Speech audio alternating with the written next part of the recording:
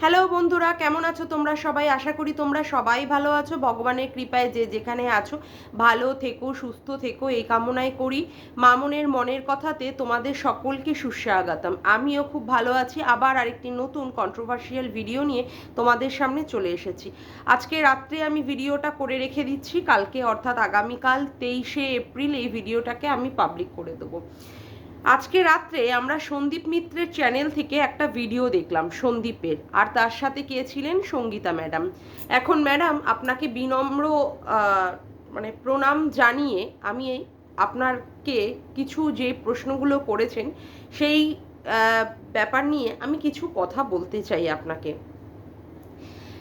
আমি আজকে আপনি যে প্রশ্নগুলো করলেন প্রত্যেকটা প্রশ্ন আমার মনে হয়েছে যুক্তিসঙ্গত, এবং এই সংক্রান্ত কথাবার্তা বলতে গিয়ে আমার কিছু কিছু কথা বলতে ইচ্ছা করছে।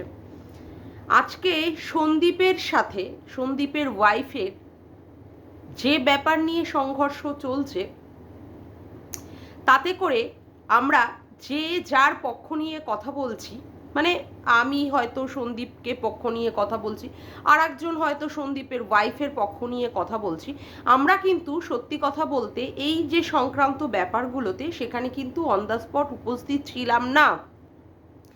এখন ব্যাপার হচ্ছে আমরা ভিডিওর মাধ্যমে যেইগুলোকে দেখছি সেইগুলোকে নিয়েই আমরা কথাবার্তা বলছি।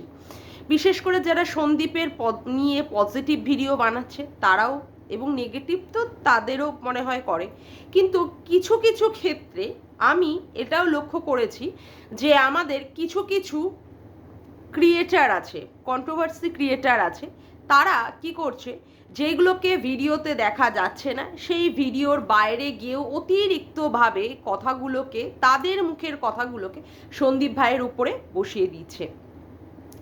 আপনি আজকে যে সমস্ত প্রশ্নগুলো করলেন, আজকে আপনাকে আর একটা কথা আমি বলছি, মানে প্রথমেই আমার এই প্রশ্নটা করার কথা আমার ইচ্ছা করছে। আপনি প্রথমেই কেন এই প্রশ্নটা করলেন না ম্যাডাম, যে সন্দীপ ভাইয়ের বিরুদ্ধে যে অ্যালিগেশনগুলো আনা হচ্ছে, যে সমস্ত কন্ট্রোভার্সি ক্রিয়েটাররা আনছে, যেমন সন্দীপ হচ্ছে প্রচণ্ড পরিমাণে হিংস্র, সন্দীপ ওর বউয়ের চরিত্র বিক্রি করে খাচ্ছে, সন্দীপ ওর বউকে 1 বছরের জন্য হলেও টাচ করেনি, বিয়ের 1 বছরে, এমনকি ফুলশয্যা রাতেও নাকি টাচ করেনি। তারপরে সন্দীপ নাকি প্রচণ্ড পরিমাণে মদ খেয়ে, মানে যেটাকে বলে বাংলা খেয়ে, তার জন্য হ্যাশট্যাগ জাম্বু হয়ে গেল, এই বাংলা টাংলা খেয়ে, চুল্লু খেয়ে উল্লু হয়ে নাকি প্রচণ্ড পরিমাণে গামলাকে মারধর করেছে। অলরেডি 498 কেস যেটা তার ওয়াইফ করেছিল সন্দীপের এগেনস্টে, সেটা কিন্তু কোর্টে কেসটা জাস্ট ধোপে টেকেনি, কিন্তু তারপরেও সন্দীপের এগেনস্টে যারা ভিডিও করে তারা এ ধরনের কথা একবার না, দুবার না, বারংবার, এবং সন্দীপের যে নামটা পর্যন্ত বলে সেখানেও ফন্দীপ করে কথাগুলো বলে। এই যে নামটা, এই নামটাতে আমার প্রচণ্ড পরিমাণে অবজেকশন আছে, তার জন্যই আজকে আমি এই কথাগুলো একটু বলছি। ফন্দীপ, সে কোন ফন্দি ফিকির করেছে যার জন্য তাকে এই ধরনের নাম দেওয়া হয়েছে? এখন আপনি বলবেন তাহলে তো আমরাও হয়তো গামলা বা তাকে ধবলি বলে ডাকি, তার চেহারার হয়তো বডি শেমিং করা হয় তাকে নিয়ে, সেটা হয়তো একটা অন্যায়, ঠিক আছে, আমরা সেই দিক থেকে আমি অন্তত বেসিক্যালি সেই দিকটা খেয়াল রাখবো, তাকে আমি ধবলি বলেই ডাকবো, যেহেতু তার গায়ের রং প্রচণ্ড সাদা বা সে একটা ফর্সা, যথেষ্ট ফর্সা। কিন্তু ফন্দীপ করে যে তাকে ডাকা হয়, সে কোন ফন্দি ফিকিরটা এঁটেছিল? সন্দীপের সাথে সীমাদিকে বারংবার না দেখে নোংরা ভাবে সম্পর্কেতে জড়িয়ে দেওয়া হয়েছিল। সন্দীপের সাথে সীমাদিকে সম্পর্কের খাতিরে তাকে প্রেগনেন্ট বানিয়ে দেওয়া হয়েছে, এবং সেখানে কি করা হয়েছে, তাকে সেই বাচ্চা খালাস করার জন্য তাকে কোথায় যেতে হয়েছে? সীমাদিকে যেতে হয়েছে ব্যাঙ্গালোরে। এইগুলো কি কোথাও আমরা দেখেছি? এগুলো তো কোথাও ম্যাডাম ভিডিওতে দেখা যায়নি। তা আমার কথা হচ্ছে, আপনার তো এই সম্পর্কিত প্রশ্ন অবশ্যই যে সমস্ত কন্ট্রোভার্সি ক্রিয়েটাররা করছে সন্দীপের এগেনস্টে, সেইগুলো তো অবশ্যই আপনার প্রশ্ন করা উচিত ছিল বলে আমার মনে হয়। তারপরে সন্দীপের মায়ের রেট, একজন সন্দীপের মায়ের রেট বেঁধে দিয়েছিল আমাদের সো কল্ড ঘোড়ামুখী দালাল। কি করে সন্দীপের মায়ের রেট বেঁধে দিতে পারে, আমি এই ধরনের প্রশ্ন সত্যি কথা বলতে আশ্চর্য হয়ে যাই। তারপরে তো সেলিকল মলম তো আছেই, সেও এ ধরনের কথা বলেছিল বলেই স্ট্রাইক খেয়েছে। কিন্তু এই যে এই ধরনের যে সমস্ত প্রশ্নগুলো করা হয়েছিল সন্দীপের এগেনস্টে, সন্দীপের সাথে নাকি কোনো পাড়াতুতো কারোর সাথে সম্পর্ক আছে, এই সমস্ত মানে আজে বাজে কথাবার্তা বলে সন্দীপকে যে অ্যাটাক করা হয়েছে, এর কি কোনো প্রশ্ন, এর কি কোনো সত্য বা এর কি কোনো কিছু আছে যেটা এরা করে? মানে আমার মনে হলো এইগুলো আপনার হয়তো ঘোরামুখীর উদ্দেশ্যে প্রশ্নগুলো করা উচিত ছিল, বা এটার এগেনস্টে একটা স্টেপ তৈরি করা আমার মনে হয় অবশ্যই নেওয়া উচিত ছিল। এবার আসি, আপনি আমাদের ধবলি রানীর উদ্দেশ্যে যে সমস্ত প্রশ্নগুলো করলেন, সত্যি কথা বলতে আমি প্রচণ্ড পরিমাণে আনন্দ পেয়েছি প্রশ্নগুলো শুনে। কারণ আমরা প্রথম থেকেই যখন ভিডিওটা আমরা শুরু করেছি এগুলো করা নিয়ে, আমরা সবাই যারা সন্দীপের হয়ে মানে লড়ছি, মানে যাচ্ছি যাতে justice for Sandeep, justice for Krishanu. তবে আপনি জাস্টিস ফর কৃষাণুটাকেই বেশি প্রাধান্য দিয়েছেন, সেটা আপনার চয়েস, সে সম্পর্কে আমার কিছু বলার দরকার নেই। এখন ব্যাপার হচ্ছে জাস্টিস ফর সন্দীপকে বলতে গিয়ে আমরা অনেক কিছুই এর মধ্যে গোলমেলে লক্ষ্য করেছি। কথা হচ্ছে যে যেদিন এই ধরনের অশান্তিটা প্রচণ্ড পরিমাণে হলো, অর্থাৎ 17ই আগস্টে, সেই দিনও কেন মাল রিকভারি, মানে সরি না, সেই দিনও কেন গুরুত্বপূর্ণ জিনিসপত্র বা কানের বা যেগুলো সোনার জিনিসপত্র থাকে মহিলাদের অলংকার হিসাবে, সেইগুলো নেওয়ার সময়ও কেন বাচ্চাটার মাকে নিয়ে যাওয়া হলো না? যদি সেই মা এতটাই উদ্গ্রীব হয় যে বাচ্চাটাকেই তার প্রয়োজন, বাচ্চাটাকে নিয়েই সে বাঁচবে, তাহলে কেন সে বাচ্চাটাকে নিয়ে গেল না? তারপরে তার 3 মাস পরেও যখন সে মাল রিকভারি করতে আসলো, এত তার দুঃখ, এত তার কষ্ট বাচ্চা সংক্রান্ত, যে খাটে মানে তাকে বিয়েতে যে খাটটা দেওয়া হয়েছে তারই মানে পেট কেটে বের করা সন্তান ওই খাটে শুতো, সেই খাটটাকে যখন সে খুলে নিয়ে গেল, একবারও কি সেই বাচ্চাটার কথা ভেবেছিল সেই মা? তখনও পর্যন্ত বাচ্চাটাকে নিয়ে যাওয়ার, নিজের কাছ থেকে নিয়ে যাওয়ার কথাটাও পর্যন্ত ভাবলো না। ভালো কথা, এই যে 9 মাসে সে যে গেছে, তার মধ্যে বাচ্চাটার জন্মদিন এসেছে, বাচ্চাটার শরীর খারাপ হয়েছে, বাচ্চাটা স্কুলে যাচ্ছে, বাচ্চাটা সব দিক থেকে মানে বাবার সাথে, ঠাকুমা ঠাকুরদাদার সাথে কাটাচ্ছে। একবারের জন্য তাদের বাড়ি থেকে কোনো ফোন কলস হোক, তাদের পরিবারের কারোর থেকে ফোন কলস হোক, বা আমাদের মানে ভিডিওর মাধ্যমে কোনো তার বাচ্চাকে বার্তা দেওয়া হোক, বা কমিউনিটি পোস্ট, এ ধরনের কোনো কিছুই ম্যাডাম দেখা যায়নি। এবার আপনি কিন্তু আর একটা প্রচণ্ড পরিমাণে সুন্দর প্রশ্ন করলেন, যেখানে ভ্যালেন্টাইন্স ডের দিনকে তাকে দেখা গেছে কোনো একটি হোটেলে। তার আগে ম্যাডাম আপনি ভুলে গেলেন, কারোর বাইকের পিছনে করে কিন্তু আমরা ধবলি রানীকে যেতে দেখেছিলাম হোটেলে, মানে ওই পার্কে, সরি আগে হোটেলে না, আগে ফার্স্টে পার্কে গিয়েছিল। সেইখানে যখন যাচ্ছিল তখন সে যেতে যেতে কিন্তু একটা কথা বলেছিল এইভাবে বাইকের পিছনে করে এই রকম আনন্দ নাকি সে জীবনেও কোনোদিন করেনি। মানে তার জীবনটা তো প্রচণ্ড পরিমাণে শেষের দিকে, সে যত মানে জন্ম হওয়ার পর থেকে এখনো পর্যন্ত যতকাল সে করেছে, অনেকটা বুড়ি বয়স হয়ে গেছে তার, এর মধ্যে সে এই আনন্দটাকে প্রচণ্ড পরিমাণে অনুভব করতে চেয়েছে, প্রচণ্ড পরিমাণে মিস করেছে। তার জন্যই কি হয়েছে, সেই ব্যাপারটাকে খুব আনন্দটাকে অনুভব করেছে। যাই হোক, তারপরে সেইখানে পার্কে গিয়ে ঘুরে টুরে বেরিয়েছে, সে ঘুরছে বেড়াচ্ছে, তার পিছনে কেউ একজন ক্যামেরা করে দিচ্ছে, এটা কিন্তু প্রচণ্ড পরিমাণে প্রমাণিত।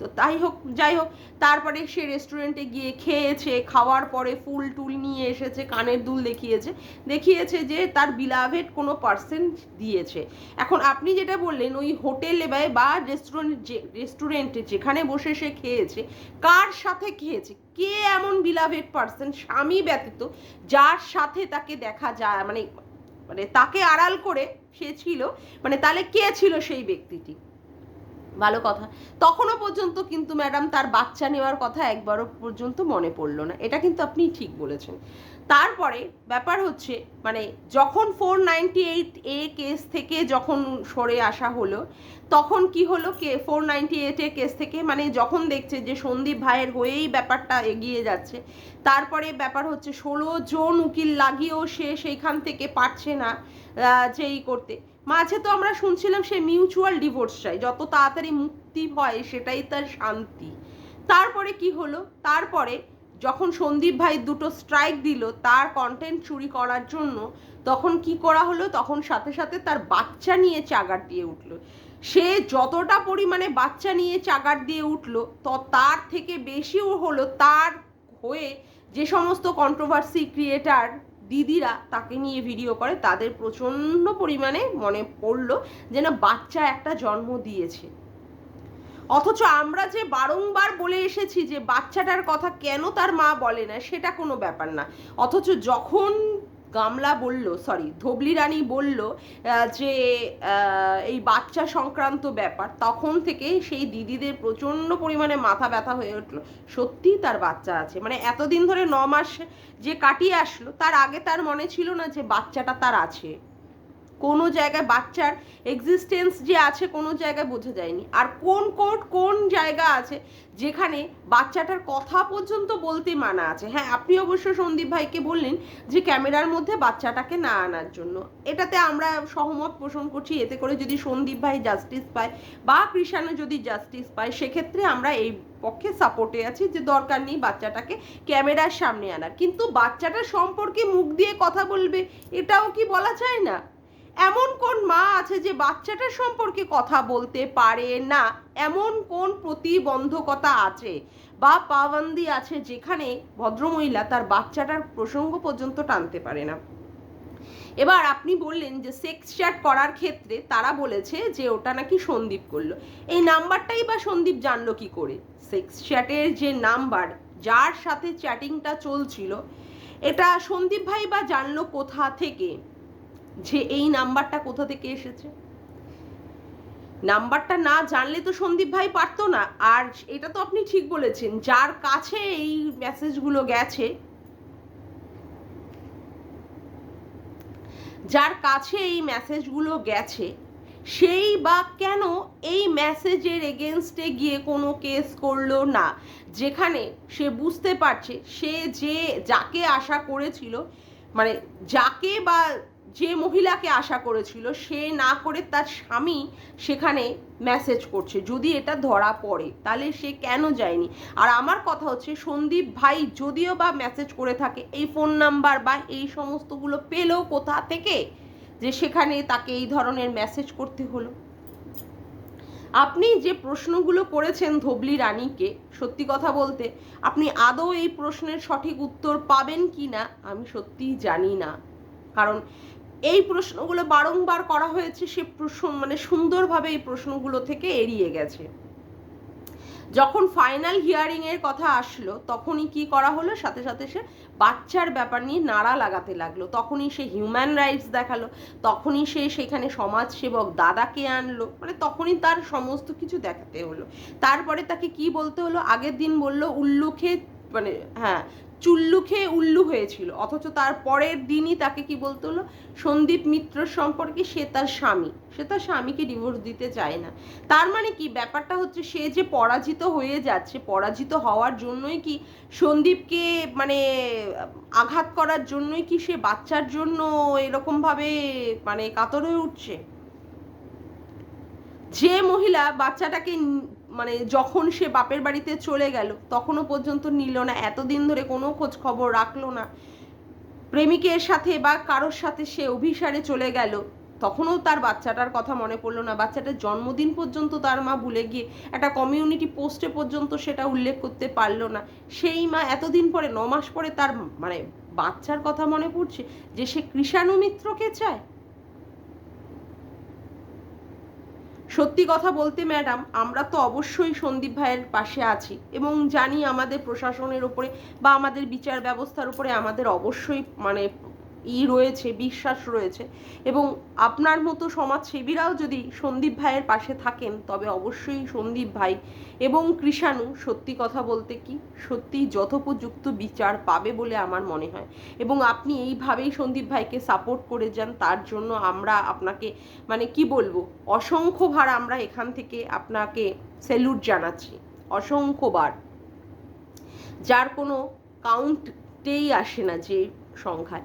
এবং এখনকার দিনে মেয়েরা যে এই আইন, মেয়েদের ফরে যে আইনটা হয়েছে, সেই আইনের যে তারা মিসইউজ করছে, তারা যে ব্যবহারটা করছে এবং প্রতি পদক্ষেপে তারা তাদের স্বামীদেরকে, অসহায় বেচারা স্বামীদেরকে তারা যে ট্র্যাপে ফেলার চেষ্টা করছে, সেটা কিন্তু সত্যি আপনি একটা কথা বললেন যে আপনি দেখবেন যাতে করে এই ধরনের জিনিসটা না হয়, এবং তার দিকেই আমরা চোখ দিয়ে তাকিয়ে থাকবো যে এর মানে কি হতে পারে আগামী দিনে। তবে আমরা ভগবানের বিশ্বাস করি, আমরা আইন আদালতের উপরে বিশ্বাস করি, আর আমরা আপনাদের মতো সমাজসেবীদের উপরও বিশ্বাস করি, যার জন্য আমরা জানি যে আমরা সত্যি সত্যি বিচার পাবো এবং সন্দীপ সত্যিই সঠিক বিচার পাবে এবং সন্তানটি ওর কাছেই থাকবে, এটাই আশা করব। যাই হোক, আজকের মতো ভিডিওটা আমি এখানেই শেষ করলাম। আমার ভিডিওটা যদি ভালো লেগে থাকে তোমাদের, তবে অবশ্যই একটি লাইক করো, কমেন্ট করো, শেয়ার করো, আর চ্যানেলটিকে বেশি বেশি করে সাবস্ক্রাইব করে রেখো এবং অল নোটিফিকেশান বেলটিকে অন করে রেখো এরকম নতুন নতুন ভিডিও পাওয়ার জন্য। তবে আজকের মতো আসি বন্ধুরা, আবার দেখা হচ্ছে একটি নতুন ভিডিওর সাথে। Bye, tata.